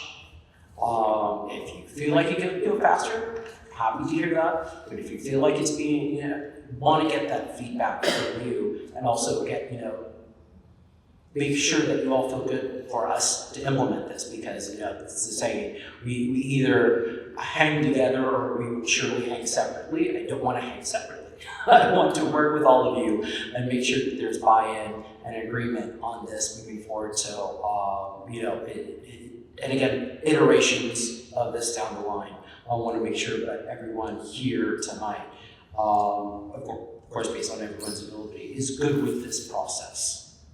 For strategy, more strategy to have that separate from this, I think, on outreach. Absolutely, more can always be done, more will always be done. Lots of opportunities, and especially once this commission really starts, again, back to the second example of council size, once that really becomes a thing that's, in the newspaper commission, moving forward on adding X amount of council, I'm sure a lot more people will be interested in what's happening here, and we'll get more opportunities. The people are like, oh, we said we were busy earlier, but we want to talk to you. That's just the way it works sometimes. So, anyways, hope that answers your question. Commissioner Mack, Field and Fuentes. Commissioner Mack. I just had a question, if we can add in when we can expect the materials for the full commission meeting deliberations to be public, Sure. and also for the commissioners, and I think just because these are going to be items that we are going to potentially be voting on, we need enough time to look at it. Sure, absolutely. Yeah, that's a really good question. And if we're, again, bringing this to everyone, if we're all good with this, we'll lay out, overlay on this internally is like a calendar of, not only, several things. One, agenda timeline. Make sure we have agendas for all of these coming out in proper time. Around 5 days is our goal, as always. That's one. Then going in when, okay, we have staff report 3 on January 10th. Let's work backwards. When are we gonna, when do we want it to the commissioners X amount of days in advance? And we just did our first one, and we learned a lot, and we got it to the commissioners 48 hours in advance. We would definitely love to improve on that. So we're going to improve on that on the next time. So we work backwards. When do we want to get it to city attorneys? How much time do we want to give the city attorneys? So how much time? So we're going to overlay that and keep on improving on that. Can't promise that we'll stick that landing exactly by saying 4 days in advance. Now sometimes it might be 3, just based on turnaround, because all of these reports are sourced internally to departments, city attorney, etc., and partners in making sure that we want to make sure we get you the best product we can. Of course, even when we put it out, we will make some adjustments that we will say again, like happened with our first one, Acme said, we actually agree on this change, but not on that change. Okay, great, thank you for that note. We'll update the report. Commissioner Field. Yeah, I want to really echo Commissioner Thomas's important comments about the commission's role in building community support. And I'm wondering if, I'm not gonna suggest another committee on that, but maybe, I know, people don't want more committees, but I'm thinking that at the full commission meetings, and I'm not exactly sure starting when, because we might want to be at the point where we are firming up things a little, but I think it should be an agenda item. When we have full commission and we're finally getting close to, again, hopefully we're gonna have increased public input and more participation, but in terms of building support for what we send the council to help the council be responsive, I think it could be an added item whenever we have a discussion on, better government. Well, what's our strategy? Who do we need to help us? Oh, I see what you're saying. Yeah, let's become That's part a really of our interesting commission agendas, not just, as Commissioner Thomas said, not just doing all this work and leaving it, throwing it out in the air to the council, but preparing the strategy of outreach and make that an agenda item for the full commission where we can all, give input, such as this precise one about clergy and the audiences they can reach. I love that idea. Well, thank you, Mr. Thomas. You both tag team on that perfectly. That's a great idea. Happy to work with you both on what that would look like on the agenda in the future as we, do these deliberations and then have that separate item. Like, okay, we just, again, back to council size, we just approved our city attorney. We just approved deleting the city attorney from the charter. What do we do about that also? Like, do we need to talk to certain folks? Do we need to outreach to the legal community? Do we need to make sure that the council is getting what they want out of this, et cetera? But yeah. Commissioner Fuentes and then Commissioner Thomas. I meant to bring this up earlier, but I forgot. In terms of the online survey, would you be able to provide actual respondent numbers at our next meeting, as well as the deadline for when the survey would close, or if it's ongoing? Sure. When we can kind of expect results. Yeah, at some point, we'll be able to also share the results of the survey live. Like, okay, we have weeks to go. This is how many people have responded to the survey. And here's a snapshot of the results. Still more time, please, to participate in the survey. Please share this with friends, to social media, and we'll go back again. It's definitely an outreach tool, and it's also an ability to get people, just get us that information, how people feel about this certain subject matters. Yeah. And then just carrying on from that same point, I know the stated goal here is 5K respondents, but if there are any other Sorry, are we goals? back on my? Yeah, I brought it up because someone else brought it up. Okay. No, but for this, in terms of the goals beyond just numbers of engagement, if there are any other goals there, what they would be? Definitely 5K is just the plain simple number. Definitely want to make sure that we're seeing it's translated into several languages. Definitely want to make sure that we're seeing it get used in several different languages. Being able to report that back.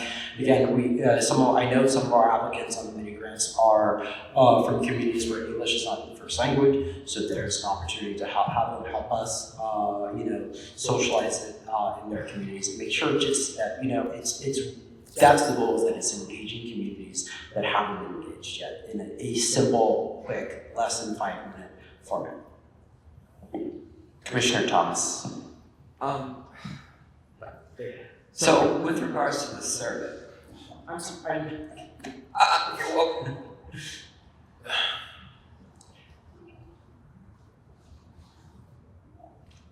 Did we, I guess when I'm thinking of surveys and a survey that is going out in our name, right?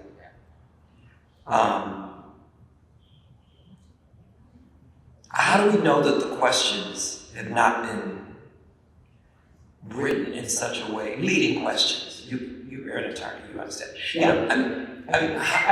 There's a push-pull, absolutely, that is a term.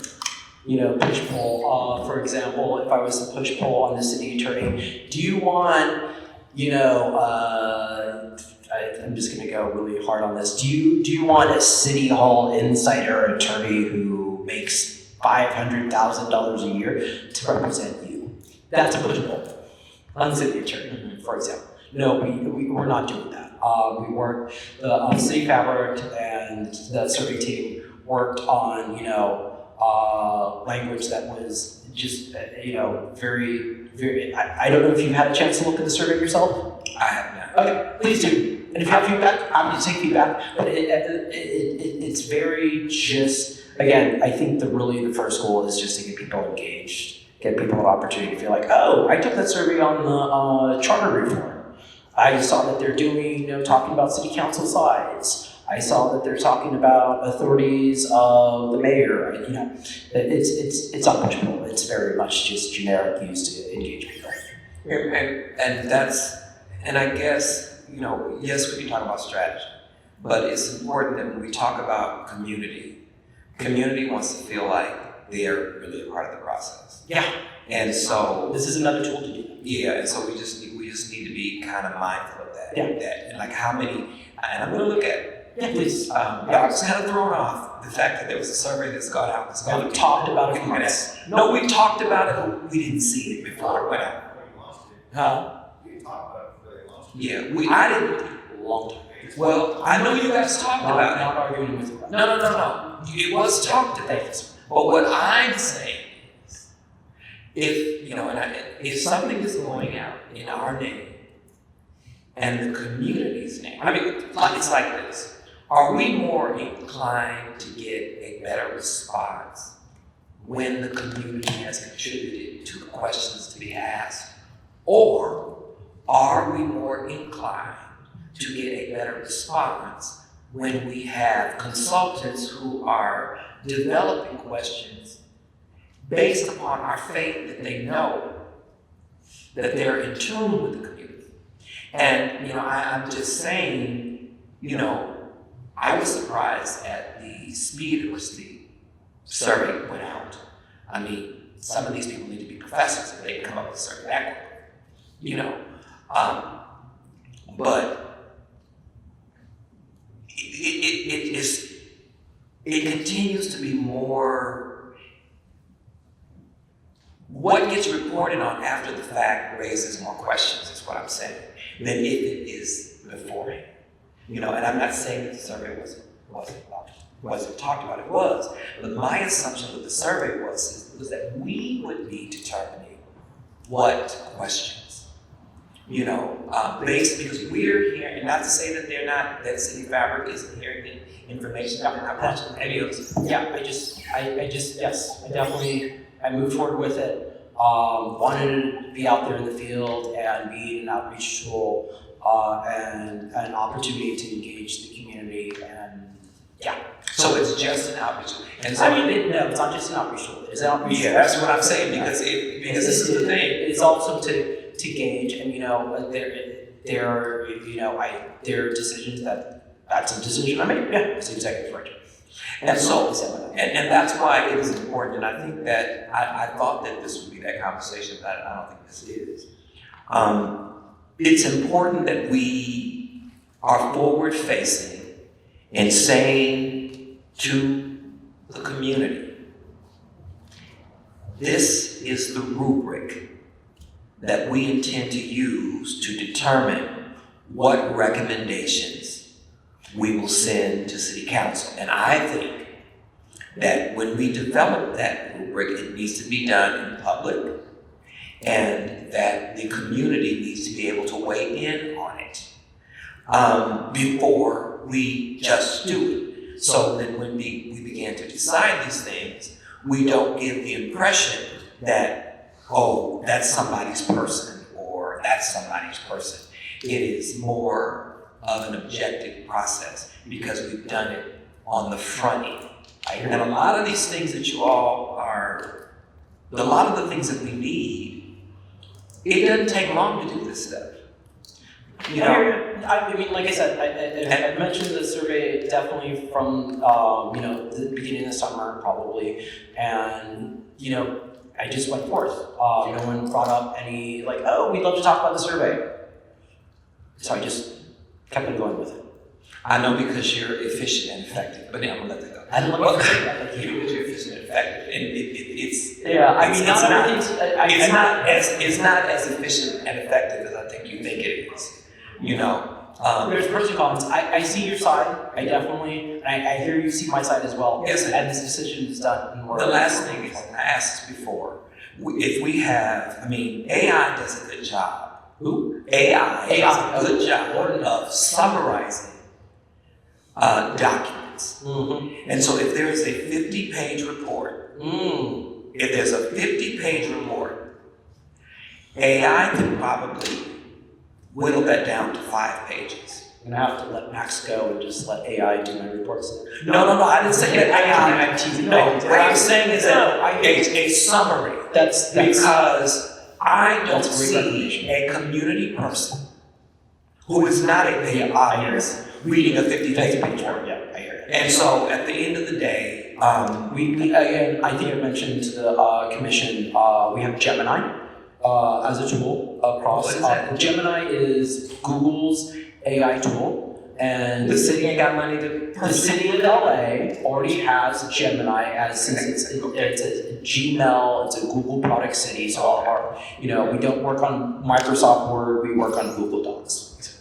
So that could be something where when we release our staff reports, we also maybe with AI, although I can already hear the criticism about it, we'll prove it.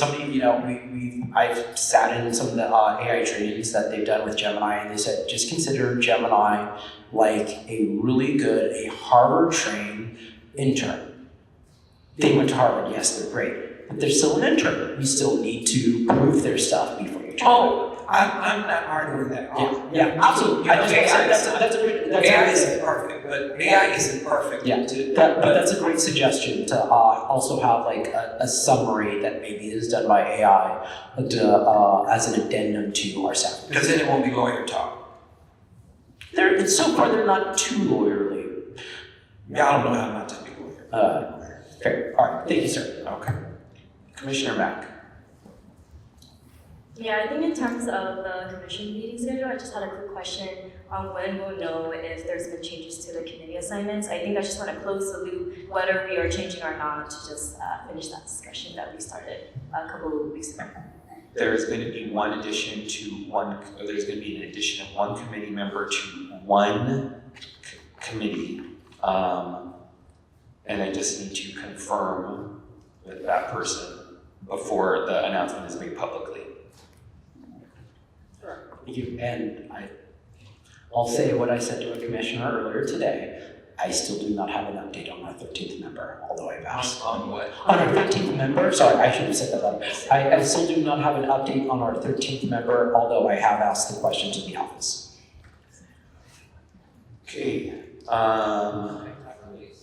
Do we need a motion to receive and file? Please. Okay, well, let's get to our last comment from Commissioner Field. Really quick, I just took the survey.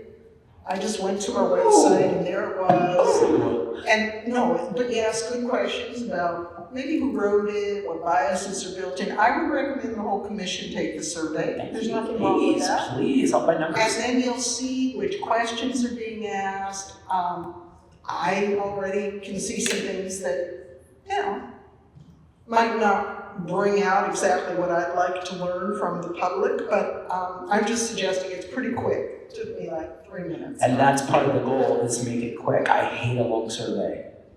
And I will say it requires a fair amount of background knowledge. A lot of it is going to be meaningless to our wonderful community. Yeah, and some of those surveys will be, at the end of presentations that we'll be doing with community groups, neighborhood councils, et cetera. We're like, great, now that you've heard all this information, we'd love you to take the survey. Can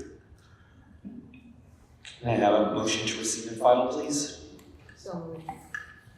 Seconded. Okay, motion by Commissioner Field, second by Commissioner Andrade. Is there any objection? All right, seeing none, the report is received and filed. We now move on to our last item on the agenda, discussion and possible approval of a support letter for Rewrite LA under public assembly process. Executive Director. Thank you, Mr. Chair. Our last item here. This is something we worked out with Rewrite LA. They are happy with this product as well. And I think it reflects what this commission told us in their initial vote of support a few weeks ago. So they're happy with it. Hopefully you're happy with it. Again, I know, of course, we work with the city attorney on this as well. Cross our T's and dot our I's, so here you have it. Happy to read it into the record if you'll allow me, Mr. Chair. Please. Maybe after we vote on it? I don't have to. Okay. Yeah, let's move on. So, since I'd like to move a motion to approve, and then is there a second? Second. All right, discussion on the motion. Commissioner Field. Yes, I'd like to amend it. I expressed my concern last time about our very hardworking staff. I'd like to propose, I'm looking at the second paragraph, when it says the commission looks forward to assisting with venue securing and offering staffing support when schedule permits. I'd like to delete the words "and offering staffing support." I think it's okay if our staff can help secure venues since they're learning how to do that all over the city. But offering our rather limited number of staffers who are already going to be presumably attending a multitude of meetings to show up and help, I'm not comfortable. I'd like it to take out those 4 words "and offering staffing support." I appreciate your concern. I'm totally fine if the commission wants to do that. I am 100% comfortable with offering the staff report. I think it's good work that these folks are doing, and I definitely am able to, pull back and say, "Whoa, you're asking for too much." I've certainly, again, in this negotiation with them, I said, at times like, "Oh, you want X? I can give you a little less than X already." So I think we're in a good place with them. I appreciate that very much, but I think it's good enough work, and they're good with this. City attorney was good with this language, and as executive director in charge of the staff, I'm good with language as well. I appreciate it. Is there a second to the amendment? Is there a second? Oh, no. I thought it was still discussion. Seeing no second to the amendment is we will not proceed. We are on discussion of the main motion, which is to approve the resolution as written. Is there any further discussion? Yeah, I just want to say that this is not just a letter. This is actually a partnership. And that, and to your point, Commissioner Fields, in order for us to be clear about what is happening, staff has to be involved in some way. And so in order for them to be able to do their work so that it benefits us, they need a clear letter stating that we are behind the work that they're doing. Other than that, they look as if they're doing something just on their own. And that is not at all what it is they're doing. They're helping us, and hopefully it will be reaching people that we haven't been able to reach, and doing it in creative ways that aren't 56-page reports. So anyway, or surveys that takes 3 minutes to fill out. Come on now. Me and Diego know what that is. So anyway, that's all. I just wanted to say that. Are there any other commissioners who wish to discuss the motion to approve? All right, seeing that, let's take a vote for the record, everyone. All right, Commissioner Andrades. Yes. Commissioner Field. Abstain. Commissioner Fuentes. Yes. Commissioner Lewis is absent. Commissioner Mack. Yes. Commissioner Mesa, yes. Commissioner Murray is absent. Commissioner Sanchez. Yes. Commissioner Schreiber is absent. Commissioner Stein is absent. Commissioner Thomas. Yes. Commissioner Yap. Yes. Motion passes. Thank you, commissioners. All right. That brings us to the conclusion of our agenda. Mr. Executive Director, so on the calendar, everyone, the Executive Director and staff will reach out to the committee chairs and committee members to confirm that these dates work. If they don't, we will adjust accordingly and we will update the committee calendar. We'll send out an email to make sure everyone knows that. Please be on the lookout for an email from Justin on the events that he talked about in his report. Commissioner Thomas, we absolutely are going to give first preference to the commissioners who have not participated. We just wanted to see if there were dates where you're like, that works for me, or I can't do it. But we'll do the details via email, but the first preferences will go to commissioners who have not participated yet. We had a number of follow-up items that the executive director will incorporate into his report. Are there any closing remarks? Commissioner Thomas? My only closing remark is as I look at this, we seem to be married to Wednesdays. Is there a reason? Because Mondays and Wednesdays are. I hear you, yeah, definitely. So, especially on your committee, we're cognizant of that as well. So we'll make adjustments and everything going forward. I am just super divorced from Mondays and Fridays. Well, Fridays work for me. Mondays and Wednesdays. Just Fridays is hard getting people. Yes, it is. Yeah. But I mean, you might do it Friday. A Tuesday, a few more because I know. Yeah. It's difficult. And I'll keep you as posted when your schedule, when your semester ends. My semester ends December. You can get back to me. I think December 15th, something like that. Perfect. I wish it did. May I have a motion to adjourn? So moved. Second, is there any objection? Seeing none, so ordered. Have a good evening, everyone.